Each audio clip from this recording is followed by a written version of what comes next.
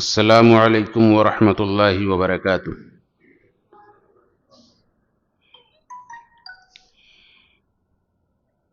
ان الحمد للہ نحمده ونستعینه ونستغفره ونعوذ باللہ من شرور انفسنا ومن سیئات اعمالنا، من يهده الله فلا مضل له ومن يضلل فلا هادي له، واشهد ان لا اله الا الله وحده لا شريك له، واشهد ان محمدا عبده ورسوله، اما بعد فاعوذ بالله السميع العليم من الشيطان الرجيم من همزه ونفخه ونفثه، بسم الله الرحمن الرحيم۔ واذكر عبدنا داود ذا الأيد إنه أواب، إنا سخرنا الجبال معه يسبحن بالعشي والإشراق والطير محشورة كل له أواب، وشددنا ملكه وآتيناه الحكمة وفصل الخطاب، رب اشرح لي صدري ويسر لي أمري واحلل عقدة من لساني يفقهوا قولي، ربي زدني علما، سبحانك لا علم لنا إلا ما علمتنا إنك أنت العليم الحكيم، اللهم انفعنا بما علمتنا وعلمنا ما ينفعنا وزدنا علما، والحمد لله على كل حال۔ تمام تعریف اس اللہ وحدہ لا شریک خالق کائنات مالک ارض و سما کے لیے ہے، جس نے ہمیں ایک بار پھر اپنے محبوب ترین جگہ مسجد کے اندر بیٹھ کر اپنے دین کی باتیں کہنے اور سننے کی توفیق عطا فرمائی۔ اللہ رب العالمین اپنی رحمت سے انہیں قبول فرمائے۔ بعد ہم تو بے شمار درود و سلام ہو اللہ کے بھیجے ہوئے تمام انبیاء اور رسول پر، خصوصاً آخری نبی جناب محمد رسول اللہ صلی اللہ علیہ وآلہ وسلم پر، کہ جن کے ہم سب امتی ہیں، جن کے بعد اب کوئی نیا نبی اور رسول آنے والا نہیں۔ معزز سامعین کرام، آج کی ہفتہ واری درس میں جس عنوان کے تحت میں چند باتیں کرنا چاہتا ہوں وہ قصص الانبیاء کے سلسلے کی ایک کڑی، ایک سنہری کڑی سیرت داؤد علیہ السلام ہے، جن کا کچھ تذکرہ پچھلے درس میں بھی ہم نے سنا تھا، حضرت شموئیل علیہ السلام کے تذکرے میں، کہ جب بنی اسرائیل نے موسیٰ علیہ السلام کے بعد ایک نبی یعنی شموئیل علیہ السلام سے درخواست کی کہ ہمارے لیے ایک بادشاہ مقرر کر دیجئے، ہم اس کے ساتھ مل کر جہاد کریں گے۔ پہلے تو انہوں نے کہا کہ ایسا نہ ہو کہ اللہ کا حکم آ جانے کے بعد تم پھر جاؤ اور جہاد نہ کرو۔ تو انہوں نے کہا ہم کیوں نہیں کریں گے، جبکہ ہمیں ہمارے گھروں سے نکال دیا گیا ہے، ہمارے مال و اسباب کو چھین لیا گیا، ہمارے بیوی بچوں سے ہمیں دور کر دیا گیا ہے۔ خیر، اللہ رب العالمین نے طالوت کو بادشاہ مقرر کیا، اور پھر آپ نے سنا کہ طالوت کس طرح سے لوگوں کو لے کر کے جالوت بادشاہ سے لڑنے کے لیے نکلے۔ اس میں ایک فوجی کی حیثیت سے اپنے دیگر 6 بھائیوں کے ساتھ داؤد علیہ السلام بھی شریک تھے، کہ اس سے پہلے انہیں کوئی خاص شہرت حاصل نہیں تھی، وہ ایک بکری کے چرواہے تھے، لیکن ان کے پاس ایک ہنر تھا کہ ایک فالکن یعنی غلیل جیسا کوئی آلہ وہ بنا کر کے اس سے پتھر کے ذریعے پھینک کر کے شکار وغیرہ کیا کرتے تھے، اور بکریوں کے چرانے کے دوران کہیں وحشی جانور ان کے اوپر حملہ کرتا، کوئی درندہ حملہ کرتا تو اس سے بچاؤ کرتے تھے، اور اللہ رب العالمین نے انہیں بڑی طاقت و قوت دی تھی۔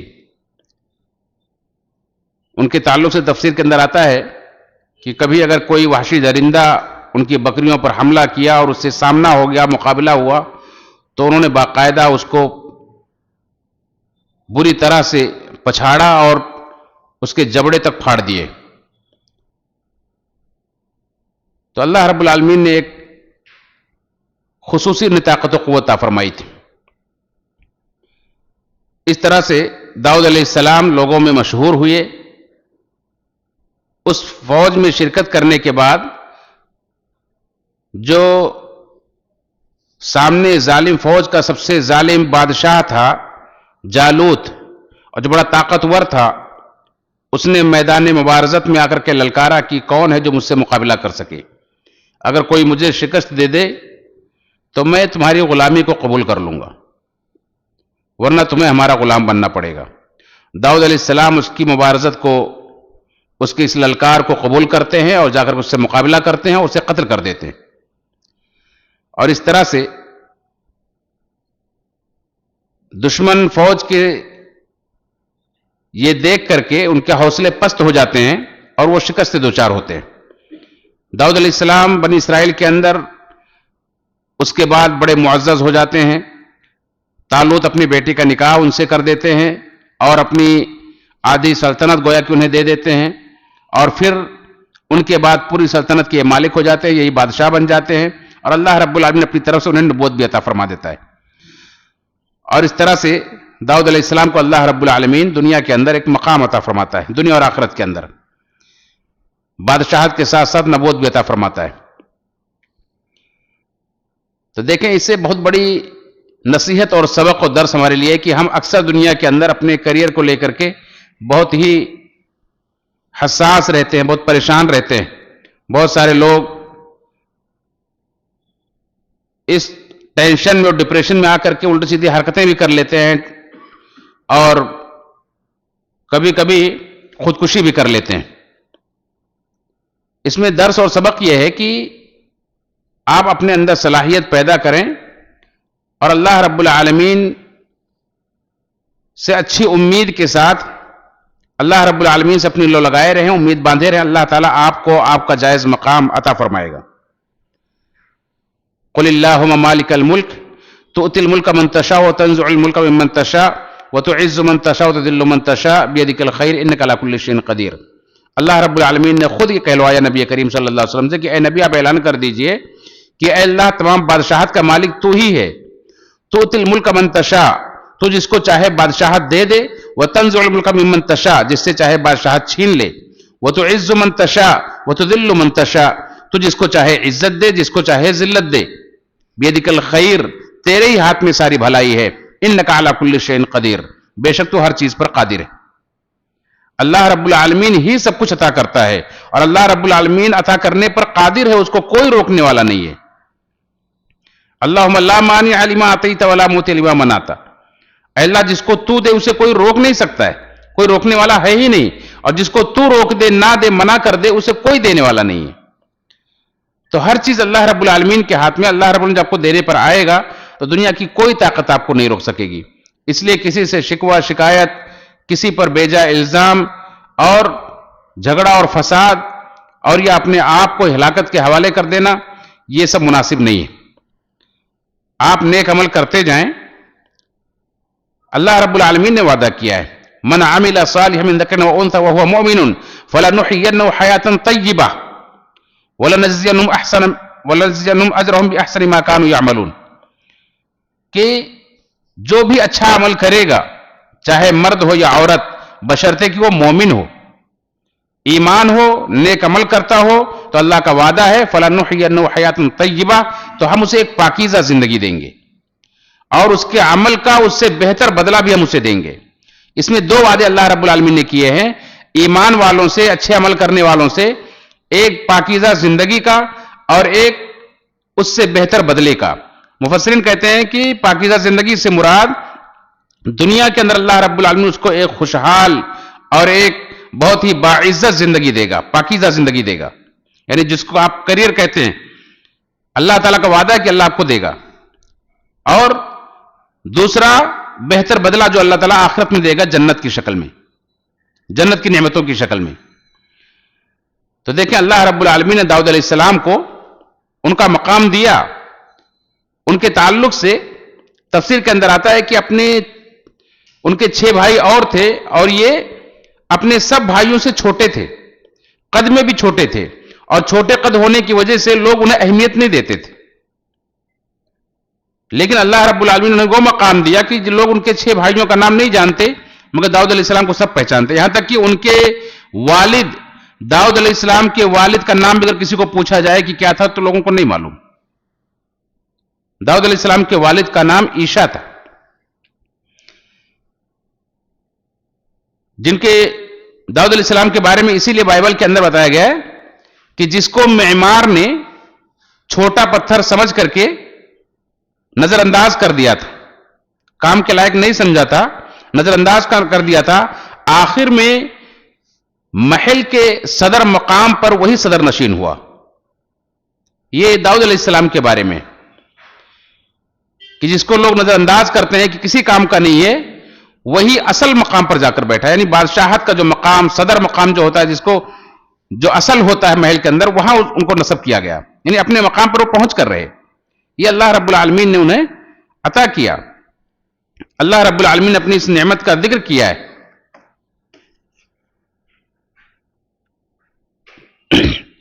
فرمایا وَقَتَلَ دَاؤُودُ جَالُوتَ وَآتَاهُ اللَّهُ الْمُلْكَ وَالْحِكْمَةَ وَعَلَّمَهُ مِمَّا يَشَاءُ کہ داؤد علیہ السلام نے جالوت کو قتل کیا تو اللہ تعالیٰ نے داؤد علیہ السلام کو بادشاہت عطا فرمائی اور حکمت یعنی نبوت عطا فرمائی، اور جتنا کچھ چاہا انہیں علم بھی عطا فرمایا. کیا کیا علم عطا فرمایا، کیا کیا خوبیاں عطا فرمائی تھی اللہ رب العالمین نے، آگے انشاءاللہ اس کی تفصیل آپ سنیں گے. اس طرح سے بنی اسرائیل کے اندر پہلے نبوت الگ خاندان میں ہوتی تھی. بنی اسرائیل یہ سب کے سب یعقوب علیہ السلام کی اولاد ہے، اور یعقوب علیہ السلام کے 12 بیٹے تھے، انہی کے نسلوں کو بنی اسرائیل کہا جاتا ہے. تو ان کے 12 بیٹوں میں سے الگ الگ قبیلے میں الگ الگ عہدے بٹے ہوئے تھے. جیسے مکہ کے قریش کے بارے میں آپ سنتے ہیں کہ لوگوں کو مکہ کے اندر عہدے، جس کو وزارت کہتے، وزارتیں بٹی ہوئی تھی. ایسے ہی پہلے نبوت بنو لاوا میں رہتی تھی اور بادشاہت بنو یہودا کے اندر رہتی تھی. تو جب بنو یہودا کے بادشاہ شمویل علیہ السلام سے بنی اسرائیل نے درخواست کی کہ ایک بادشاہ مقرر کر دیں، تو وہ سمجھ رہے تھے کہ اب یہ بادشاہ جو مقرر کریں گے، یعنی بنو لاوا کے نبی شمویل علیہ السلام سے، انہوں نے سمجھا کہ یہ جو بادشاہ مقرر کریں گے وہ بنی یہودا میں سے ہی کوئی ہوگا. لیکن انہوں نے طالوت کو بادشاہ مقرر کیا جو بنو بنیامین میں سے تھے. اس لیے بنی اسرائیل نے اعتراض کیا تھا. تو طالوت نے کہا، شمویل علیہ السلام نے کہا کہ اللہ تعالیٰ نے انہیں مقرر کیا ہے، اور ان کے لیے نشانی بھی بھیجی کہ اللہ تعالیٰ ان کے ذریعے سے تمہیں تابوت سکینہ عطا فرمائے گا. خیر، اس کے بعد پھر آگے چل کر کے داؤد علیہ السلام کو بادشاہت اور نبوت دونوں انہیں عطا کر دی گئی. تو اس طرح سے ایک ہی خاندان کے اندر بنو یہودا کے اندر داؤد علیہ السلام انہی میں سے تھے، اور ان کے اندر گویا کہ نبوت بادشاہت دونوں آ گئی. یعقوب علیہ السلام کے 12 بیٹوں میں سے ایک بیٹے کا نام یہودا تھا، انہی کی نسل سے داؤد علیہ السلام تھے. اور ان کے والد کا نام عیشا تھا، اور اس طرح سے ان کے دادا کا نام عوید بن عابر بن سلمون بن نحشون بن عمیناذب بن ارم بن حسرون بن فارس بن یہودا بن یعقوب بن اسحاق بن ابراہیم علیہ السلام. اس طرح سے پورا ان کا سلسلہ نسب ہے.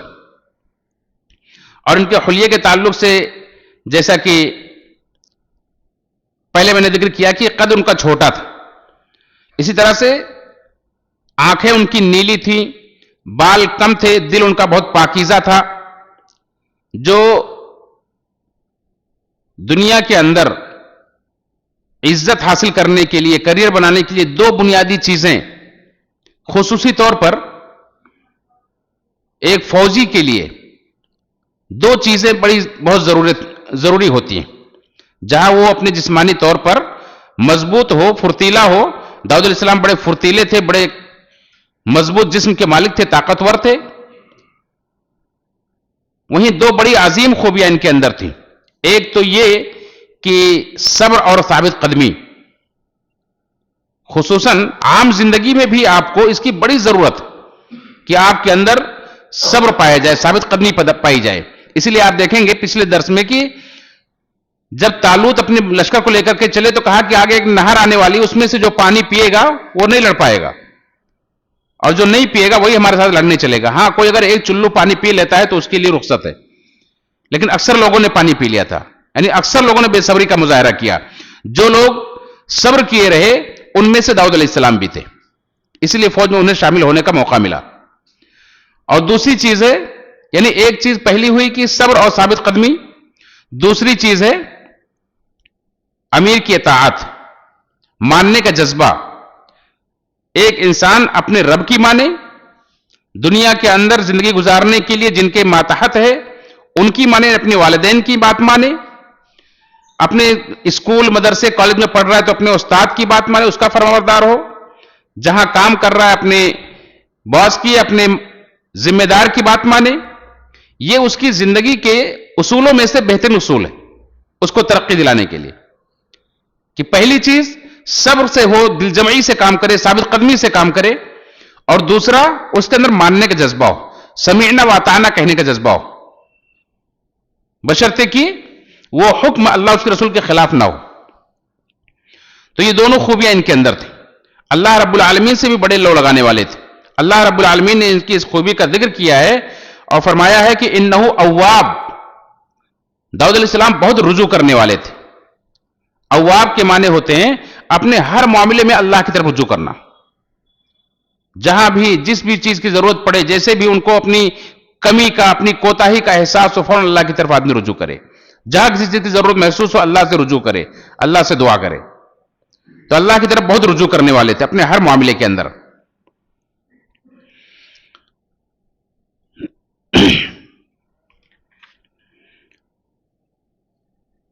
اور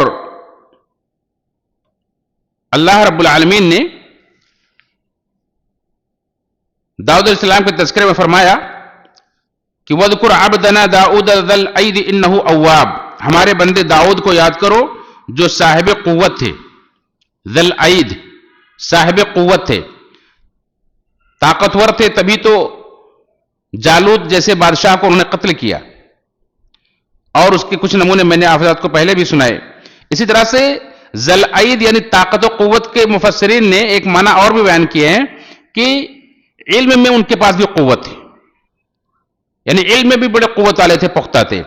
دوسرا سمع اطاعت میں بھی، یعنی ماننے کے جذبے میں بھی ان کے پاس قوت تھی. کسی کی بات مان کے چلنا، اس کی فرمانبرداری کرنا، اس کے لیے بھی بڑی طاقت و قوت کی ضرورت ہوتی ہے.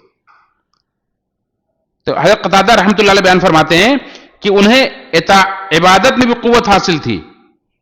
اور امام مجاہد رحمۃ اللہ فرماتے ہیں کہ عبداللہ بن عباس رضی اللہ تعالیٰ عنہما اور امام مجاہد رحمۃ اللہ فرماتے ہیں کہ قوت سے مراد یہاں عبادت کی طاقت اور نیک کام انجام دینے کی قوت ہے.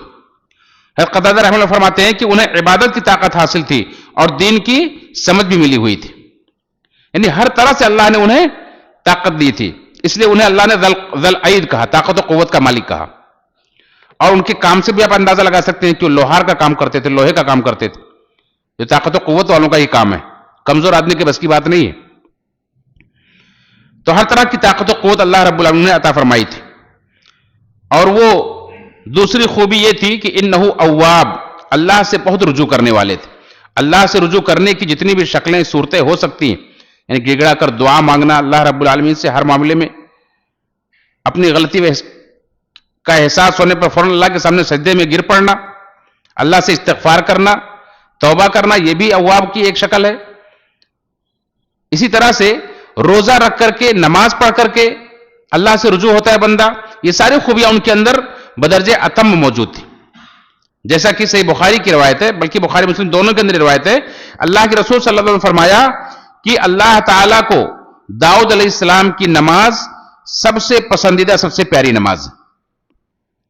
داؤد علیہ السلام کی نماز سب سے پسندیدہ نماز. داؤد علیہ السلام کی نماز کیسی تھی؟ داؤد علیہ السلام رات میں آدھی رات تک سوتے تھے اور آدھی رات کے بعد جاگ جاتے تھے. پھر اس کے بعد رات کا 1/3 حصہ وہ عبادت کرتے تھے، تہائی رات تک قیام کرتے تھے، اور رات کا 6واں حصہ پھر سو جاتے تھے. یعنی اگر آپ اس طرح سے مانیں کہ سمجھ لیجئے 6 گھنٹے کی رات ہے آپ کے لیے، ایک مثال میں دے رہا ہوں، اس کے علاوہ جو بھی آپ رات جتنے بھی گھنٹے کی ہو اس کو آپ 6 حصے میں ڈیوائڈ کر لیں. تو 6 گھنٹے کی رات اگر آپ پکڑتے ہیں تو 3 گھنٹہ سوتے تھے، پھر بیدار ہو جاتے تھے، پھر 1/3 رات یعنی 2 گھنٹہ وہ 6 میں سے 3 حصہ کریں گے تو 2 گھنٹہ بنتا ہے، 2 گھنٹہ اللہ کی عبادت کرتے تھے. پھر ایک سدس یعنی 6واں حصہ سوتے تھے، یعنی 1 گھنٹہ پھر سوتے تھے. اس طرح سے اللہ کی عبادت کرتے تھے جو اللہ تعالیٰ کو بہت پسند تھی. اس حدیث کی شرح کرنے والے علماء کہتے ہیں کہ اللہ کے رسول صلی اللہ علیہ وسلم کے بارے میں بھی آپ پائیں گے کہ اللہ کے رسول صلی اللہ علیہ وسلم آدھی رات کے بعد اٹھ کر اللہ کی بات کرتے تھے اور اس کے بعد پھر فجر سے پہلے تھوڑا سو بھی لیتے تھے اور پھر اٹھ کر فجر کے لیے جاتے تھے. تو اس میں آدھی رات کے بعد اٹھنا اللہ کی عبادت کرنا یہ بڑا مشکل ہے, اور اس کے بعد پھر سو جانا پھر سے فجر کے لیے اٹھنا یہ اور مشکل ہے. یعنی اتنے مشکل اور اہم طریقے سے اللہ رب العالمین کی عبادت کرتے تھے, اس لیے اللہ رب العالمین کو ان کی عبادت بہت پسند تھی. اسی طرح سے اسی صحیح بخاری اور مسلم کی روایت کے اندر ہے کہ اللہ رب العالمین کو داؤد علیہ السلام کا روزہ بھی سب روزوں سے پسندیدہ ہے. داؤد علیہ السلام کا روزہ سب سے پسندیدہ روزہ ہے. وہ روزہ کیسے رکھتے تھے؟ ایک دن روزہ رکھتے تھے, ایک دن روزہ نہیں رکھتے تھے. ایک دن روزہ رکھتے تھے, ایک دن روزہ نہیں رکھتے تھے. یعنی اگر مہینے میں 30 دن ہوتے ہیں تو 15 دن ان کا روزے سے گزرتا تھا, 15 دن بغیر روزے سے. سال کے 6 مہینے وہ روزے سے رہتے تھے اور 6 مہینے بنا روزے سے رہتے تھے. اس میں بھی علماء کہتے ہیں کہ اگر آدمی کنٹینیو روزہ رکھے, روز روزہ رکھے, تو اس کو عادت ہو جائے گی, پھر اتنی تکلیف نہیں ہوگی. لیکن جب ایک بندہ ایک دن روزہ رکھتا ہے, دوسرے دن روزہ نہیں رکھتا ہے, تو اس کو گویا کہ اپنے نفس سے لڑنا پڑتا ہے, جفا کشی کرنی پڑتی ہے. یہ اپنے نفس کو گویا کہ اللہ رب العالمین کے لیے وہ تابع بناتے تھے, اور یہ اواب کی ایک شکل ہے کہ اللہ رب العالمین سے اس طرح سے رجوع کرتے تھے. اللہ کے رسول صلی اللہ علیہ وسلم نے اپنے ایک صحابی کو بھی, جنہوں نے بہت زیادہ روزہ رکھنے کی خواہش ظاہر کی تھی, صحیح بخاری کی روایت کے اندر ہے, عبداللہ بن عمر بن عاص رضی اللہ تعالیٰ عنہ, یہ بہت عبادت گزار صحابی تھے. تو انہوں نے بہت زیادہ روزہ رکھنے کی خواہش کی تھی. جب آپ نے کہا کہ 3 دن روزہ رکھو, تو کہا میں اور رکھ سکتا ہوں, اور رکھ سکتا ہوں, اس طرح سے بڑھاتے گئے. تو آپ نے فرمایا کہ اگر تم روزہ رکھنا ہی چاہتے ہو تو داؤد علیہ السلام کو روزہ رکھو, اس سے بہتر کوئی روزہ نہیں. اور وہ کیا ہے؟ داؤد علیہ السلام کا روزہ آپ نے فرمایا کہ ایک دن روزہ رکھتے تھے, ایک دن بغیر روزے سے رہتے تھے. یہ 2 خوبیاں. تیسری خوبی یہ بیان فرمائی گئی اسی صحیح بخاری اور مسلم کے اندر ہے کہ جب دشمن سے مقابلہ ہوتا تھا, مٹبھیڑ ہوتی تھی, تو پیٹھ نہیں دکھاتے تھے, بڑی جوامردی کے ساتھ لڑتے تھے. یعنی آدمی اگر یہ سوچے کہ اتنا آدمی عبادت کرے گا, رات کو جاگے گا, پھر بعد میں روزہ رکھے گا تو کمزور ہو جائے گا, تو کمزوری بھی ان کے اندر نہیں آتی تھی. یہ شیطانی دھوکہ ہے کہ کمزوری آ جائے گی. اسی طرح سے اللہ رب العالمین کی عبادت اور اللہ کی طرف رجوع کرنے کی ایک تیسری ایک شکل یہ ہے کہ اللہ رب العالمین کا ذکر کیا جائے کثرت سے. اور اللہ کے ذکر میں سب سے بہترین چیز اللہ رب العالمین کے کلام کی تلاوت, قرآن کریم کی تلاوت. اللہ رب العالمین نے انہیں بھی ایک قرآن دیا تھا جس کا نام زبور ہے. یعنی انہیں جو اللہ نے کتاب دی تھی وہ زبور ہے. اور زبور کیا تھی؟ اللہ رب العالمین نے ان کے اوپر کچھ دعائیں, کچھ اذکار الہام کیے تھے, انہی کو کتاب کے اندر لکھا تھا, اس کا نام زبور تھا. اللہ نے فرمایا وَلَقَدْ آتَيْنَا وَآتَيْنَا دَاوُودَ زَبُورًا, سورہ نساء کی آیت نمبر 163 اور سورہ بنی اسرائیل کے اندر آیت نمبر 55 کے اندر سیم یہی آیت آئی ہوئی ہے. وَآتَيْنَا دَاوُودَ زَبُورًا, دونوں جگہ پر اللہ نے اسی طرح ذکر کیا ہے. اور یہ زبور دعاؤں کا مجموعہ تھی, اذکار کا مجموعہ تھی, اور اس کو یہ تلاوت کرتے تھے, صبح و شام تلاوت کرتے تھے. اور اللہ رب العالمین نے انہیں بڑی پیاری آواز دی تھی. مفسرین کہتے ہیں کہ اتنی پیاری آواز انہیں اللہ نے دی تھی کہ اتنی پیاری آواز کسی بھی چیز کی نہیں ہو سکتی. اتنی پیاری آواز تھی ان کی کہ جب وہ تلاوت کرتے تھے, جب اللہ کا ذکر کرتے تھے, تو جن انسان جو بھی دیکھتے تھے مسحور ہو جاتے تھے, وہاں رک جاتے تھے, اور ان کے ساتھ مل کر کے وہ بھی اللہ کی تسبیح میں لگ جاتے تھے. پہاڑ بھی ان کے ساتھ تسبیح بیان کرنے لگتے تھے, پرندے بھی ان کے ساتھ رک کر کے تسبیح بیان کرنے لگتے تھے. پرندوں کو اللہ نے حکم دیا تھا جب داؤد علیہ السلام جب تسبیح کرے تو تم بھی ان کے ساتھ تسبیح کرو. اللہ نے فرمایا کہ اِنَّا سَخَّرْنَا الْجِبَالَ مَعَهُ يُسَبِّحْنَ بِالْعَشِيِّ وَالْإِشْرَاقِ, ہم نے پہاڑوں کو بھی ان کے زیر فرما کر دیا تھا, ان کے لیے مسخر کر دیا تھا, صبح و شام ان کے ساتھ اللہ کا ذکر کرتے تھے. یسبحن بالعشی والاشراق, صبح و شام وہ پہاڑ بھی ان کے ساتھ اللہ کا ذکر کرتے تھے. والطیر محشورا, اور پرندے بھی, پرندے ہوا میں اڑتے ہوئے جا رہے ہوتے, داؤد علیہ السلام کی آواز سنتے تھے, وہیں ٹھہر جاتے تھے, اور ان کے ساتھ وہ بھی تسبیح میں لگ جاتے تھے. اس طرح سے اللہ رب العالمین کو پیاری آواز دی تھی. اللہ کے رسول صلی اللہ علیہ وسلم نے ایک بار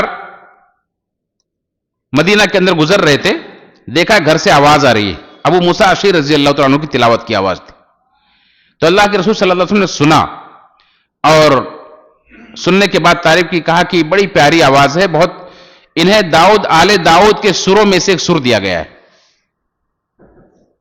آل داؤد کے سروں میں سے انہیں ایک سر دیا گیا ہے. یعنی جس طرح سے داؤد علیہ السلام کی آواز پیاری تھی کہ وہ تلاوت کرتے تھے تو لوگوں کو مسحور کر دیتے تھے، ویسے ابو موسیٰ اشعری رضی اللہ تعالیٰ عنہ کی بھی آواز ہے. اور صحابہ اس کی گواہی دیتے تھے کہ ابو موسیٰ اشعری رضی اللہ تعالیٰ عنہ کی بڑی پیاری آواز تھی، بہت اچھے انداز میں تلاوت کرتے تھے قرآن کریم کی. یہ تو آواز کی بات ہوئی. اللہ رب العالمین نے وہ زبور کی تلاوت داؤد علیہ السلام کے لیے بڑی آسان بھی کر دی تھی. اتنی آسان کر دی تھی کہ صحیح بخاری کی روایت ہے کہ وہ حکم دیتے تھے اپنے گھوڑے کو تیار کرنے کے لیے کہ گھوڑے پر زین رکھی جائے، گھوڑے کو تیار کیا جائے، لگام پہنایا جائے، مجھے کہیں سفر کرنا ہے. وہ حکم دیتے تھے، ان کے لیے گھوڑا تیار کیا جاتا تھا، اتنی دیر میں وہ اپنے پورے زبور کی تلاوت کر لیتے تھے. اللہ رب العالمین ان کے لیے آسان کر دیا تھا تلاوت کو، اور بڑے خشوع خضوع کے ساتھ، تدبر کے ساتھ تلاوت کرتے تھے. اسی کے ساتھ اللہ رب العالمین نے داؤد علیہ السلام کو جسمانی طور پر بھی خوبصورت بنایا تھا.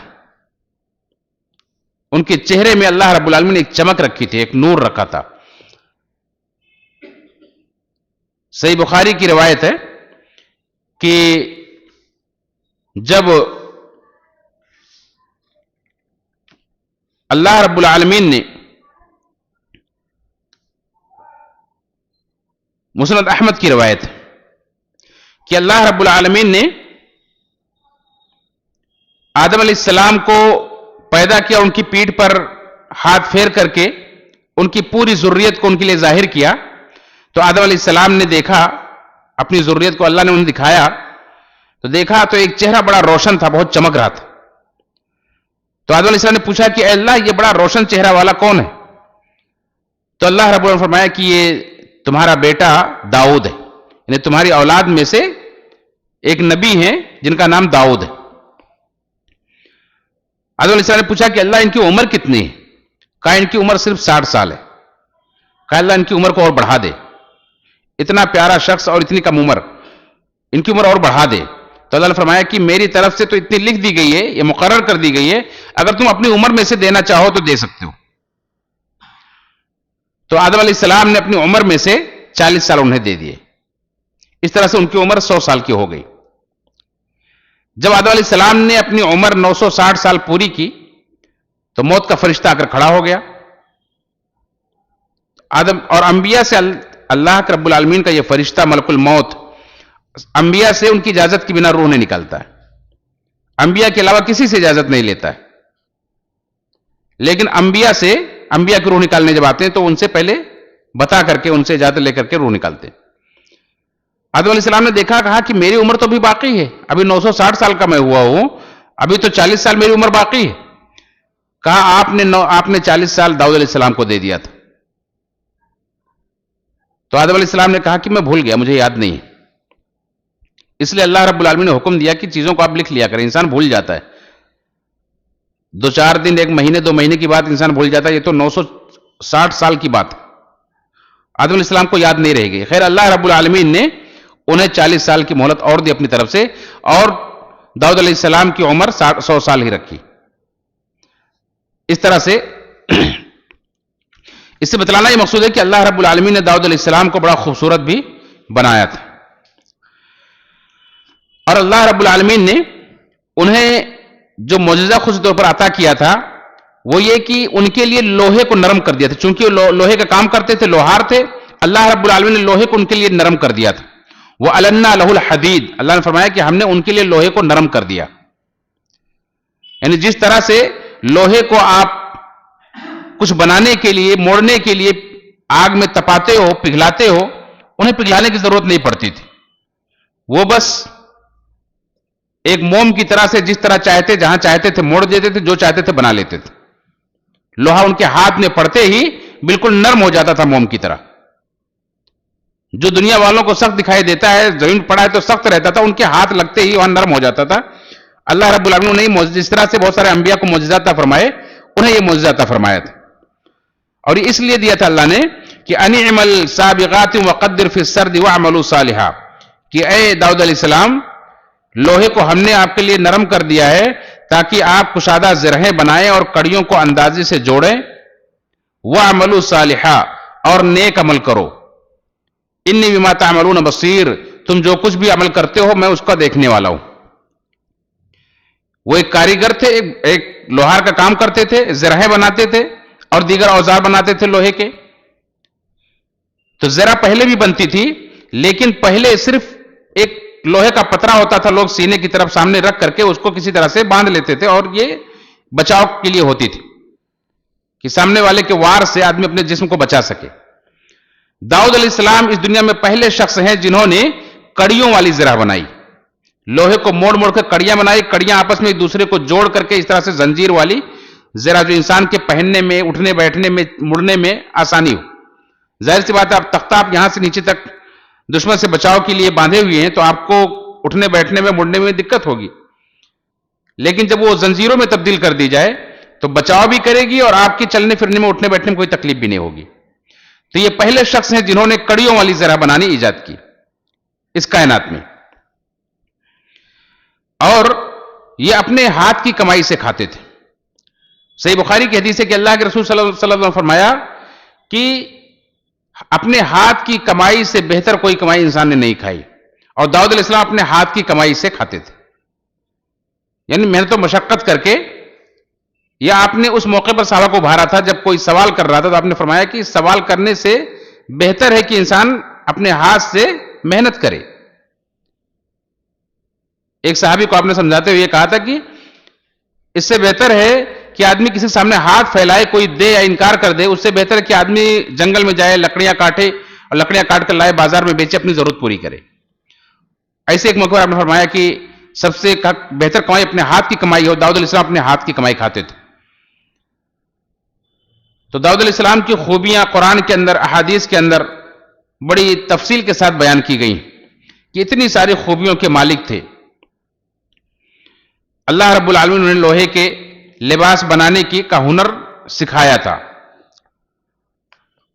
اور جہاں ہم عبادات کے ذریعے سے اپنے دین، اپنے ایمان کا اظہار کرتے ہیں اور اللہ رب العالمین کو شکر گزار بنتے ہیں، اگر ہم حلال طریقے سے کوئی بھی ہنر اختیار کر کے کماتے ہیں اور یہ کوشش کرتے ہیں کہ اس کے ذریعے سے ہم حلال کمائیں، حلال طریقے سے اس کا خرچ کریں، تو یہ بھی نیکی ہے، یہ بھی ثواب ہے۔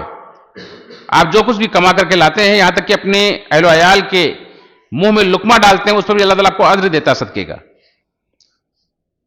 لیکن شرط یہ ہے کہ وہ ذریعے معاش حلال ہو، حلال طریقے سے، سچائی کے ساتھ، امانت داری کے ساتھ وہ کما کر کے آپ لائیں، اور اسی طرح سے حلال طریقے سے آپ اسے خرچ کریں، اور اللہ رب العالمین کے حقوق کو نہ بھولیں، فرائض کی کوتاہی نہ کریں۔ اللہ نے فرمایا یا ایھا الذین آمنوا لا تلہکم اموالکم ولا اولادکم عن ذکر اللہ ومن یفعل ذلک فاولئک هم الخاسرون، کہ اے ایمان والو، تمہارے مال، تمہاری اولاد تمہیں اللہ کے ذکر سے غافل نہ کرنے پائیں، اور اگر تم نے ایسا کیا، ومن یفعل ذلک، جو ایسا کرے گا، یعنی جس کا مال اور اولاد اللہ کے ذکر سے غافل کر رہے ہیں، فاولئک هم الخاسرون، تو وہ گھاٹا اٹھانے والے ہیں، برباد ہیں، نقصان اٹھانے والے ہیں۔ اسی طرح سے اللہ رب العالمین نے داؤد علیہ السلام کو ایک اور خوبی عطا فرمائی تھی۔ بادشاہت کا تذکرہ تو ہم نے پہلے کیا۔ اللہ رب العالمین نے صرف بادشاہت ہی نہیں بلکہ انہیں ایک مضبوط بادشاہت عطا کی تھی، کہ ایک بادشاہ کے لیے جن چیزوں کی ضرورت ہوتی ہے وہ سارے اسباب ان کے پاس موجود تھے۔ اللہ نے فرمایا وَشَدَدْنَا مُلْكَهُ، ہم نے ان کی بادشاہت کو اور مضبوط کر دیا، انہیں مضبوط بادشاہت عطا کی تھی، مضبوط فوج تھی، مضبوط ہتھیار تھے، مضبوط ان کے پاس ساز و سامان تھے۔ وَآتَيْنَاهُ الْحِكْمَةَ، اور ہم نے انہیں حکمت عطا کی تھی، نبوت عطا کی تھی۔ وَفَصْلَ الْخِطَابِ، اور فصل الخطاب عطا کیا تھا۔ فصل الخطاب کیا ہوتا ہے؟ اس کے تعلق سے علماء کہتے ہیں کہ بات کا فیصلہ کرنا، یعنی جھگڑے کا فیصلہ کرنا، یہ داؤد علیہ السلام کو اللہ رب العالمین نے بہت بہتر عطا کیا تھا۔ داؤد علیہ السلام اس کائنات میں پہلے شخص ہیں جنہوں نے فیصلہ کرنے کے لیے یہ شرط رکھی کہ جو آدمی کسی چیز کا دعویٰ کرتا ہے وہ گواہ پیش کرے. آپ نے کسی چیز پر دعویٰ کہ یہ چیز میری ہے، کسی دوسرے کے پاس ہے اور آپ کہہ رہے ہیں یہ اس کی نہیں میری ہے، تو آپ کے اوپر لازم ہے کہ آپ گواہ پیش کریں، 2 گواہ پیش کریں. اور اگر آپ گواہ نہیں پیش کر پا رہے ہیں تو جس کے اوپر دعویٰ کیا گیا ہے اس آدمی کے لیے اتنا کافی ہے کہ وہ قسم کھا لے، وہ کہے کہ نہیں اللہ کی قسم یہ چیز میری ہے، تو وہ اس کی ہو جائے گی. اگر آپ گواہ پیش نہیں کر سکے اور مدعا علیہ نے قسم کھا لیا تو چیز اس کی ہو جائے گی. اس سلسلے میں بخاری مسلم کے اندر صحیح بخاری کے اندر ایک روایت آئی ہے کہ ایک بار 2 عورتیں تھیں، وہ کچھ کام کے لیے گئی، دونوں کے پاس ایک بچہ تھا. اس بچے نے دونوں نے اپنے بچے کو ایک جگہ پر رکھ دیا اور اپنے کام کے لیے چلی گئی. جب لوٹ کر کے آئیں تو دیکھا کہ ایک بچے کو بھیڑیا اٹھا لے گیا اور وہ بڑی عورت جو تھی اس کا بچہ تھا جس کو بھیڑیا اٹھا لے گیا تھا، اور چھوٹی عورت کا بچہ وہاں محفوظ تھا. لیکن بڑی عورت کے دل کے اندر بے ایمانی پیدا ہو گئی، اس نے دعویٰ کر دیا، اس نے کہا کہ نہیں بچہ میرا ہے، اور اس نے لے لیا. اور چھوٹی عورت نے کہا کہ نہیں یہ میرا ہے. آخر دونوں گئے داؤد علیہ السلام کے پاس فیصلہ کرانے کے لیے. داؤد علیہ السلام نے اس عورت سے کہا جس نے دعویٰ کیا تھا، چھوٹی عورت سے کہا کہ تمہارا بچہ تم گواہ پیش کرو. اس نے گواہ پیش نہیں کی. بڑی عورت سے کہا تم قسم کھاؤ، اس نے قسم کھائی، بچہ اس کے حوالے کر دیا. دونوں پلٹ کے جانے لگی. سلیمان علیہ السلام نے دیکھا، داؤد علیہ السلام کے بیٹے سلیمان علیہ السلام، ان کا تذکرہ بھی انشاءاللہ ان کے بعد آئے گا. اللہ رب العالمین نے انہیں بھی ایک بادشاہت اور ایک قوت فیصلہ عطا فرمایا تھا. ابھی ان کا بچپنا ہے اور اپنے والد کے فیصلے کے خلاف ایک فیصلہ کرتے ہیں. امام بخاری رحمۃ اللہ علیہ نے اس حدیث کو نقل کر کے یہ بتلایا ہے کہ کبھی کبھی حقیقت تک پہنچنے کے لیے کچھ ترکیب اختیار کرنی پڑتی. تو اس طرح سے ایک قاضی کر سکتا ہے، اس طرح کے حیلے کر سکتا ہے، جس طرح سلیمان علیہ السلام نے کیا تھا. جب وہ عورتیں وہاں سے نکلی، سلیمان علیہ السلام کو کسی طرح سے محسوس ہوا کہ یہ بچہ جس کا تھا اس کو نہیں ملا ہے. وہ عورت رو رہی ہوگی. سلیمان علیہ السلام نے پوچھا کیا بات ہے؟ کہا کہ بچہ میرا تھا اور اس نے دعویٰ کر دیا یہ لے لی ہے، میرے بچے کو اس نے اپنے پاس لے لیا. کہا آؤ میں فیصلہ کرتا ہوں. کہا اس بچے کو یہاں رکھو اور جاؤ ایک چھری لے کر آؤ. کہا آپ اس سے کیا کریں گے؟ کہا میں اس بچے کو کاٹ کے 2 ٹکڑے کروں گا، آدھا تم کو دوں گا آدھا ان کو دوں گا. تو جو چھوٹی عورت تھی وہ فوراً اپنے آنسو وغیرہ پوچھ کر کے وہ صاف ہو گئی اور خوشی خوشی کہنے لگے کہ نہیں یہ بچہ میرا نہیں ہے، یہ بچہ اسی کا ہے، اس کو دے دیجئے. داؤد علیہ السلام سمجھ گئے، سلیمان علیہ السلام سمجھ گئے، انہوں نے فوراً اٹھا کر کے وہ بچہ چھوٹی عورت کو دے دیا. اس لیے کہ جس عورت کا بچہ کھویا ہوا تھا اس کے سامنے اگر بچہ ذبح کیا جا رہا تو اس کو کوئی تکلیف نہیں ہوئی. لیکن جس کا حقیقی بچہ تھا، جب اس نے سنا کہ میرے بچے کو کاٹ دیں گے تو اس کو بہت خوف لاحق ہوا، وہ ڈر گئی کہ کہیں واقعی میرے بچے کو نہ کاٹ دیں اور میرا بچہ مر جائے گا.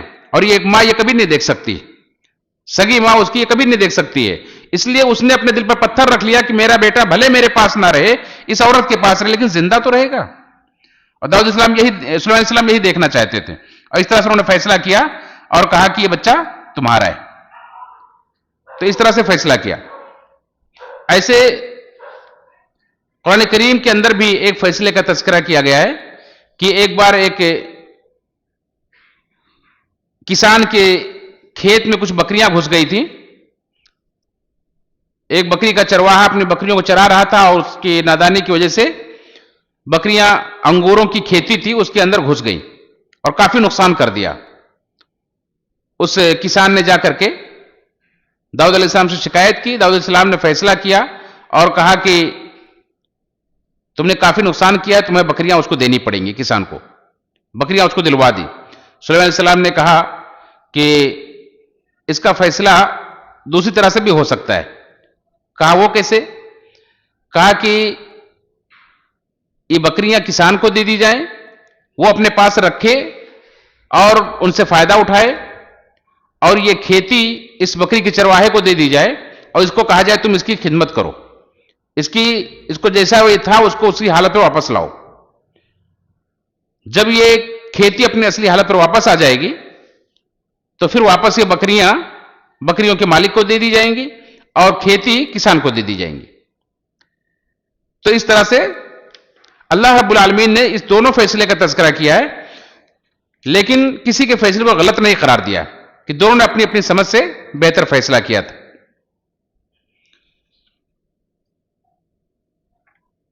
تو اس طرح سے اللہ رب العالمین نے داؤد علیہ السلام کو فیصلہ کرنے کی صلاحیت بھی عطا فرمائی تھی.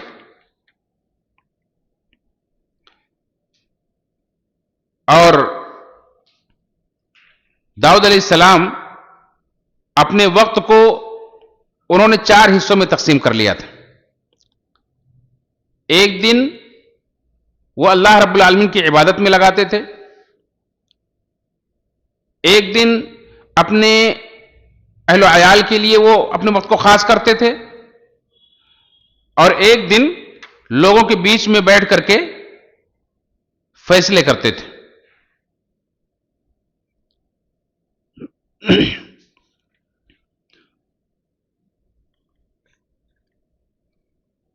اس طرح سے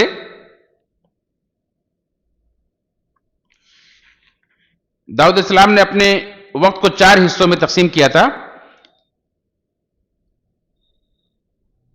ایک دن وہ اللہ رب العالمین کی عبادت کے لیے لگاتے تھے، اور ایک دن اپنے بال بچوں کے لیے لگاتے تھے، اور ایک دن وہ لوگوں کا فیصلہ کرتے تھے، اور ایک دن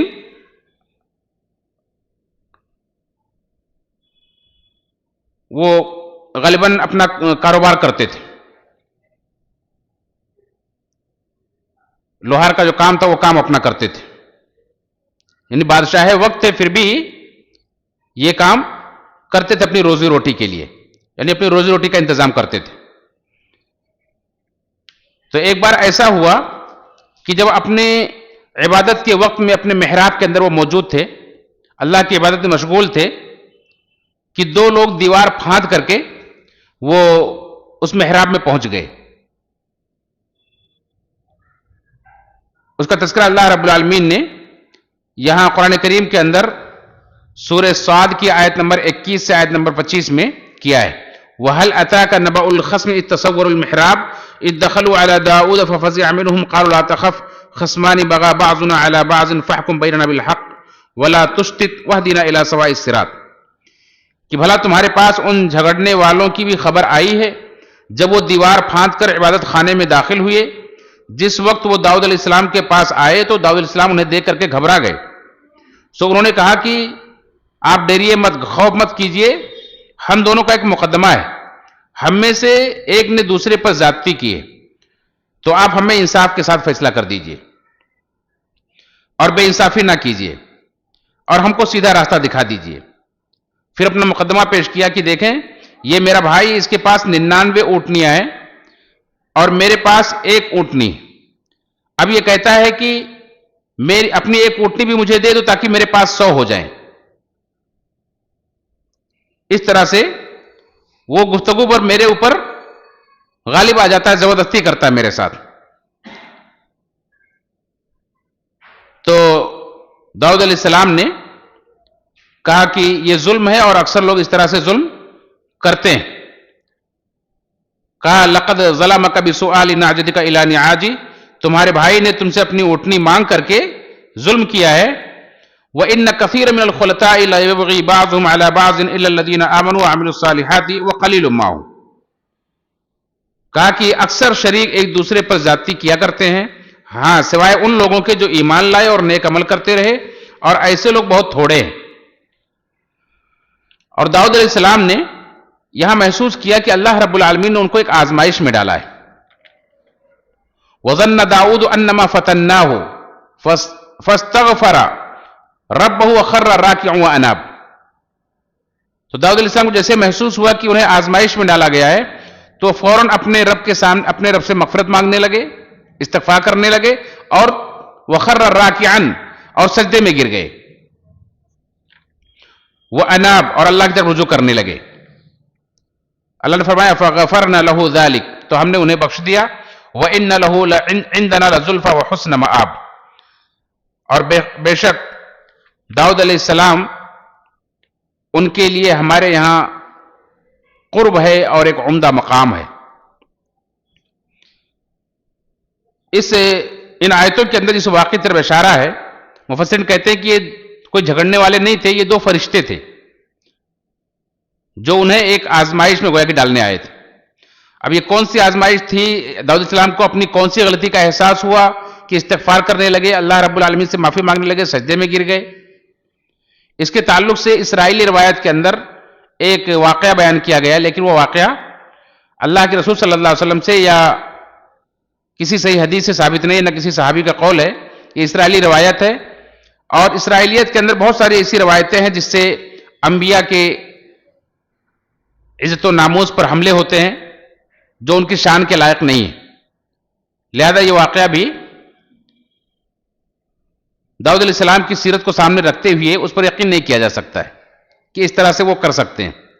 واقعہ کچھ اس طرح سے، اس کا خلاصہ یہ ہے کہ داؤد علیہ السلام کے پاس بھی 99 بیویاں تھیں، تو انہوں نے ایک عورت کو دیکھا، کسی کے پاس ایک عورت تھی، وہ خوبصورت تھی تو ان کو پسند آ گئی، تو انہوں نے کسی بہانے سے اس کو قتل کر کے اس کی بیوی کو اپنی حرم میں شامل کرنا چاہا تاکہ میرے پاس 100 ہو جائیں. تو ایک نبی کے بارے میں تصور نہیں کیا جا سکتا ہے کہ اتنا گری ہوئی حرکت کوئی کر سکتا ہے. ایک عام مومن بھی ایسا نہیں کر سکتا ہے. جائے کہ اللہ رب العالمین کے مقرب بندے جس کے بارے میں اللہ نے خود فرمایا ہے کہ ان کا ہمارے یہاں ایک عمدہ مقام ہے، وہ ہمارے بڑے قریبی ہیں، بڑے مقرب ہیں، تو اللہ کے مقرب بندے اس طرح سے نہیں کر سکتے. پھر کیا تھی وہ غلطی، کس میں انہیں آزمایا گیا تھا؟ یہ دو باتیں ہم مفسرین نے بتائی ہیں. ایک یہ کہ داؤد علیہ السلام جہاں مشغول تھے، مصروف تھے، اور انہیں کسی کو وہاں آنے کی اجازت نہیں تھی، پابندی لگا رکھی تھی انہوں نے، وہ دیوار پھاند کر کے دونوں آئے تھے، اور دیوار پھاند کر کے آنے کے بعد انہیں ڈسٹرب کر رہے تھے، یعنی گستاخانہ انداز میں ان سے باتیں کر رہے تھے. آپ ڈرو مت، ہم تمہیں ڈرانے نہیں ہیں، ہم تمہیں پاس سے فیصلہ لے کر آئے ہیں، یہ ہمیں فیصلہ کرنا ہے. تو ایسے وقت میں آدمی کو غصہ آ سکتا ہے کہ ایک تو بلا اجازت کے غلط طریقے سے ہمارے محراب میں آپ داخل ہو گئے ہیں، اور پھر ہم اس طرح سے باتیں کر رہے ہیں. آدمی کو غصہ آ سکتا ہے. صحیح بخاری کی روایت ہے کہ اللہ کے رسول صلی اللہ علیہ وسلم نے منع فرمایا ہے کہ کوئی قاضی غصے کے عالم میں فیصلہ نہ کرے. اب ایسے عالم میں اگر غلط فیصلہ کرتے داؤد علیہ السلام، غصے میں فیصلہ کرتے تو غلطی ہو سکتی، لیکن انبیاء تو معصوم ہوتے، انبیاء سے غلطی نہیں ہو سکتی. لیکن دنیا کو، ان کے سیرت کو پڑھنے والوں کو یہ درس دینا مقصود تھا کہ اس موقع پر داؤد علیہ السلام کو محسوس ہوا کہ میں غصے میں ہوں، اس لیے اللہ رب العالمین سے فوراً انہوں نے استغفار کیا اور اپنے غصے پر کنٹرول کر کے انہوں نے فیصلہ کیا.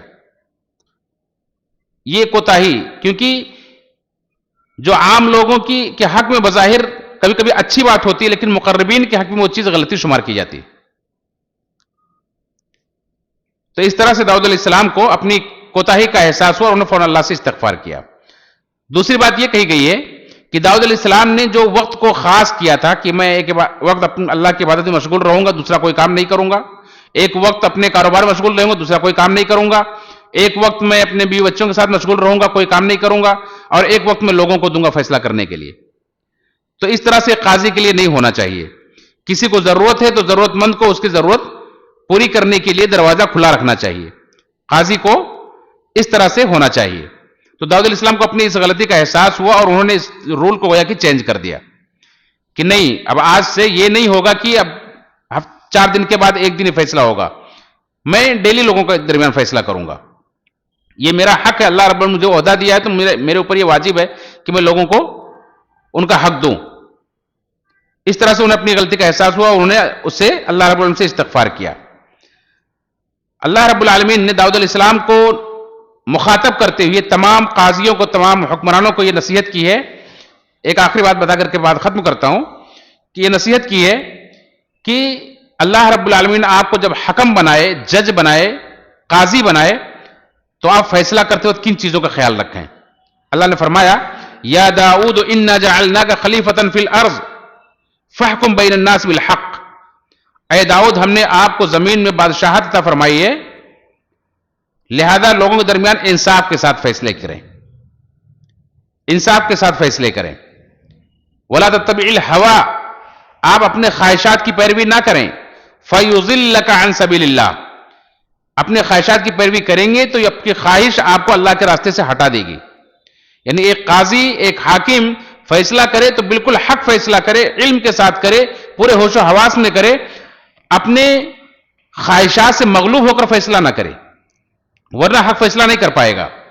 ان الذين يضلون عن سبيل الله لهم عذاب شديد بما نسوا يوم الحساب. بے شک جو لوگ اللہ کے راستے سے بھٹک جاتے ہیں ایسے لوگوں کے لیے دردناک عذاب ہے، ایسے لوگوں کے لیے بہت سخت عذاب ہے. کیوں؟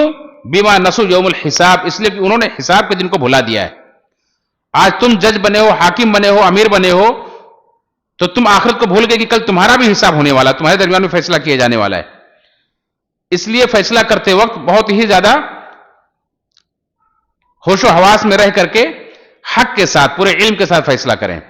کسی کی رائے کی وجہ سے فیصلہ نہ کریں، کسی اپنے خواہشات سے مغلوب ہو کر فیصلہ نہ کریں، غصے سے کے جذبات سے مغلوب ہو کر فیصلہ نہ کریں. ان چیزوں سے پرہیز کرنا چاہیے.